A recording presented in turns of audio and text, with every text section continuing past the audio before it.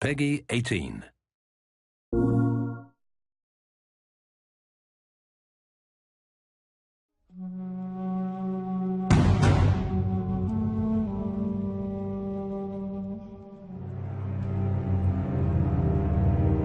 Don't make a sound.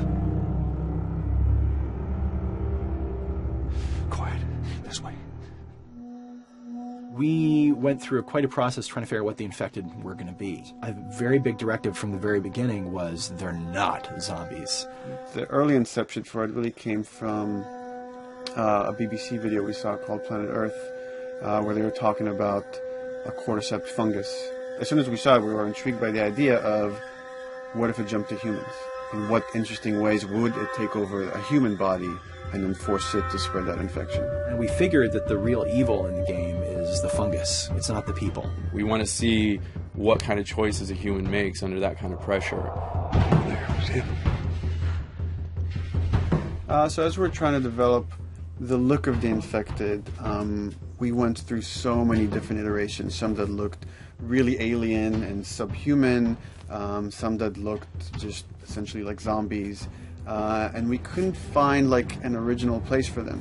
But one of our concept artists took a bunch of images of diseases or images of fungal overgrowth, and he kind of mashed it all together and he threw it on this person.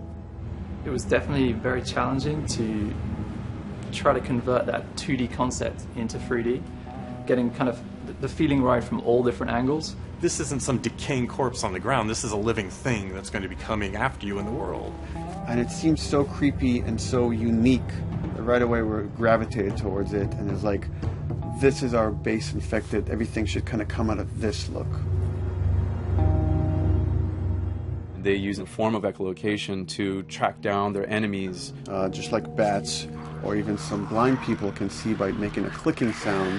They're like, oh, what if they make this sound and now they can see in the dark?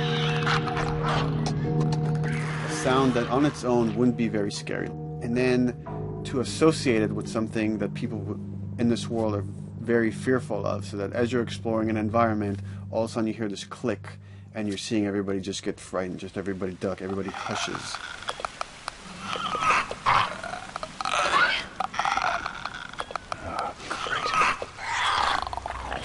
When the infected feels like it's going to die, it finds like a dark corner and it becomes part of the environment. Yeah. The fungus grows out of there, and if the fungus lingers there long enough, then spores will come out, and if people can breathe those spores, they become infected as well. Pretty much everyone in this world has had one of their loved ones at least become the infected, so they lost someone this way. It's a pretty brutal fate if you know you're headed down that path. You've got some hard decisions to make. Yeesh. We actually made it. It's called luck. And it's gonna run out.